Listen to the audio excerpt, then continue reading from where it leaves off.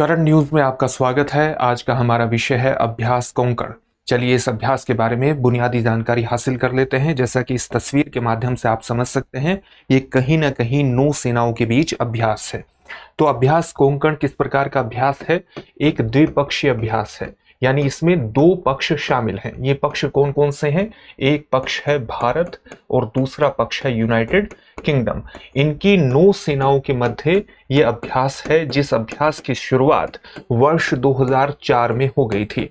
इस प्रकार से 2 दशकों के लंबे पीरियड में इस अभ्यास की जटिलता में, इसके आकार में, इसके विस्तार में महत्वपूर्ण रूप से वृद्धि हुई है।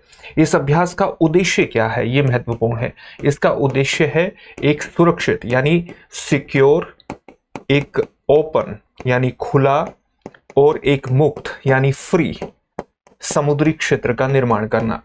इस प्रकार के समुद्री क्षेत्र की निर्माण की आवश्यकता क्यों है? क्योंकि विश्व का आज भी अधिकांश व्यापार समुद्री मार्गों के माध्यम से ही होता है।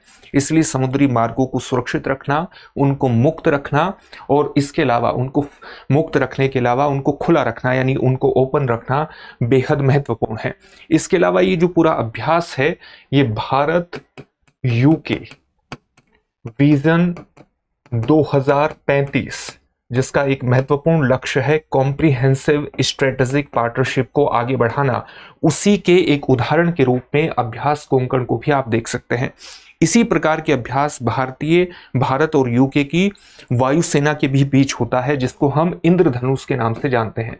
तो भारत और यूके की जो वायुसेना है उसके बीच अभ्यास इंद्रधनुष होता है, और भारत और यूके की जो सेना है यानी जो आर्मी है उसके बीच अभ्यास होता है अजय वॉरियर। तो ये महत्वपूर्ण अभ्यास है जो कि भारत और यूके की वायुसेनाओं, सेना और नौसेना के बीच हो रहे हैं। वायुसेनाओं के बीच अभ्यास इंद्रधनुष है, सेना यानी आर्मी के बीच आर्मीज के बीच अभ्यास अजय वॉरियर है, और भारत और यूके की नौसेना के बीच महत्वपूर्ण अभ्यास है अभ्यास कोंकण, जिसका उदाहरण अभी हम आप देख रहे हैं। वर्ष 2025 का जो कोंकण अभ्यास है, ये कहां पर आयोजित हो रहा है? ये भारत के पश्चिमी तट पर आयोजित हो रहा है। और कब से कब तक आयोजित हो रहा है?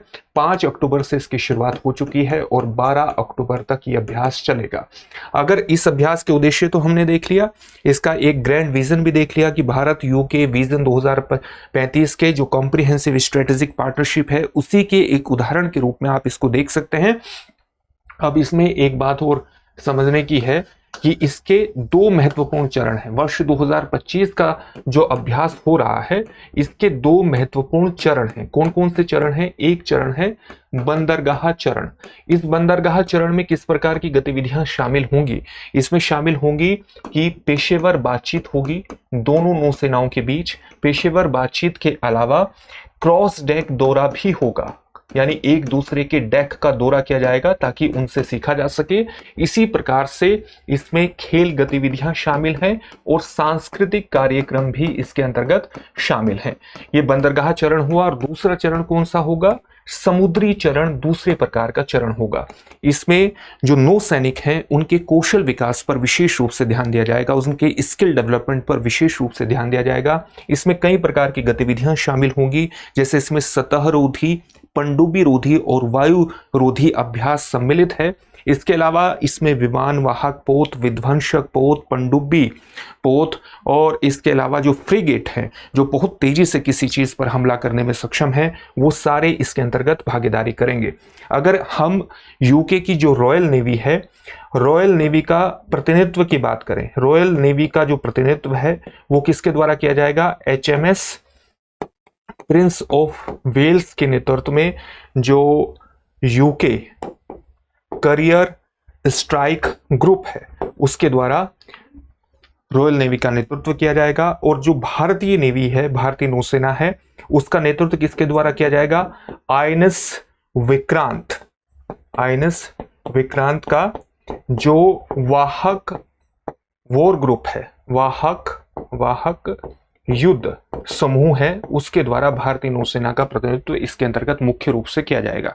तो ये कुछ महत्वपूर्ण जानकारी हमने हासिल की। अब इसके एक कॉम्प्रिहेंसिव स्ट्रैटेजिक एस्पेक्ट को और समझ लेते हैं। वो क्या है? आप देख रहे हैं कि पिछले कुछ समय से लगातार चाइना के द्वारा साउथ चाइना सी में असर्टिव रुख अपनाया गया है, एक आक्रामक रुख अपनाया गया है। और चाइना ने अपने अधिकार क्षेत्र को साउथ चाइना सी में, जिसकी स्थिति यहां पर है, उसे 9 डैश लाइन से परिभाषित करने की कोशिश की है और 9 डैश लाइन के माध्यम से उसने 90% से अधिक साउथ चाइना सी पर अपने अधिकार को परिभाषित किया है। और इससे एक महत्वपूर्ण स्ट्रेटेजिक स्थिति ये उत्पन्न हो गई है, एक महत्वपूर्ण चिंता ये उत्पन्न हो गई है कि ये जो पैसिफिक ओशन है, इस पैसिफिक ओशन से मलक्का जलडमरू मध्य से होते हुए जो व्यापार हिंद महासागर के बीच होता है, जो ये महत्वपूर्ण नौस है, एक नौवहन मार्ग है, इसकी सुरक्षा को लेकर के खतरा हो गया है। क्योंकि अगर चीन ने अपना अधिकार इस क्षेत्र पर जता दिया तो हो सकता है कि भविष्य में यहां से होने वाले व्यापार को भी वो नियंत्रित करने की कोशिश करें। और इसलिए नौसेनाओं के बीच जो भी महत्वपूर्ण साझेदार हैं, कॉम्प्रिहेंसिव स्ट्रेटेजिक पार्टनरशिप का विजन रखते हैं, जैसे भारत और यूके, उनके बीच नौसैनिक अभ्यास के माध्यम से नौसेना सहयोग और म्यूचुअलिटी यानी पारस्परिकता स्थापित होना बेहद जरूरी है अगर हम मुक्त, खुले और सुरक्षित नौवहन मार्गों की स्थापना चाहते हैं। उस परिप्रेक्ष्य में भी भारत यूके का नौसेना अभ्यास, जिसको हम जानते हैं अभ्यास कोंकण के नाम से, विशेष रूप से महत्वपूर्ण है। अब इससे जुड़े हुए एक प्रश्न को देखते हैं जिसका उत्तर आपको कमेंट बॉक्स में कमेंट करके देना है। प्रश्न है, निम्नलिखित कथनों पर विचार कीजिए। पहला कथन है अभ्यास कोंकण भारत और यूके की नौसेनाओं के बीच होता है, और दूसरा कथन है वर्ष 2025 का संस्करण इंग्लिश चैनल में आयोजित हो रहा है। उपर्युक्त कथनों में से कौन सा या से सही है या है? आपके सामने ऑप्शंस हैं, केवल एक, केवल दो, एक और दो दोनों, न तो एक और न ही दो। इस प्रश्न का उत्तर आप हमें कमेंट बॉक्स में कमेंट करके जरूर दीजिए। फिर से एक नई सेशन में आपसे मुलाकात होगी। धन्यवाद। अब एग्जाम की तैयारी को और बेहतर करने के लिए हमारे चैनल को लाइक, शेयर और सब्सक्राइब करना ना भूलें।